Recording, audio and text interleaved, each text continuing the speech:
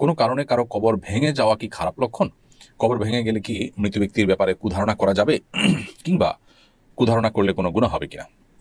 উত্তর হলো, কবর কোনো কারণে ভেঙে যাওয়াটা এটা অস্বাভাবিক কোনো বিষয় নয়, এবং এটা মৃত ব্যক্তি বা কবরস্থ লোকটির খারাপ হওয়ার কোনো লক্ষণও নয়। আমরা অনেকে মনে করি যে কবর ভেঙে যাচ্ছে মানে কবর তাকে রাখছে না বা কবর তাকে গ্রহণ করছে না, লোকটা খারাপ, সেজন্য এই কথাগুলো একেবারে অমূলক এবং ধারণাপ্রসূত কথা, এগুলোর কোনো ভিত্তি নেই।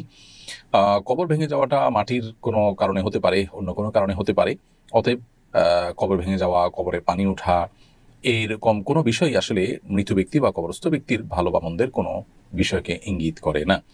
বিধায় শুধুমাত্র কারো কবর ভাঙতে দেখে বা ভাঙা কবর দেখে বা কবরে পানি উঠেছে এটা দেখে ওই মৃত ব্যক্তি সম্পর্কে কুধারণা করলে সেটি গুনাহ হবে। কারণ একজন মানুষ সম্পর্কে খারাপ ধারণা করা এমনিতেই নিষেধ। সেখানে একজন মৃত মানুষ, তার সম্পর্কে খারাপ ধারণা করা, নিষেধাজ্ঞার মাত্রাটা এখানে আরো বেশি। এই জন্য এ ধরনের বদগুমান, এ ধরনের খারাপ ধারণা করা থেকে আমাদেরকে বিরত থাকতে হবে। এবং মন গড়া কোনো বিশ্বাসী হওয়া এটা কোনো ইমানদারের সাথে যায় না। ইমানদার কুসংস্কারের জন্য হতে পারে না, কুসংস্কারে বিশ্বাসী হতে পারে না।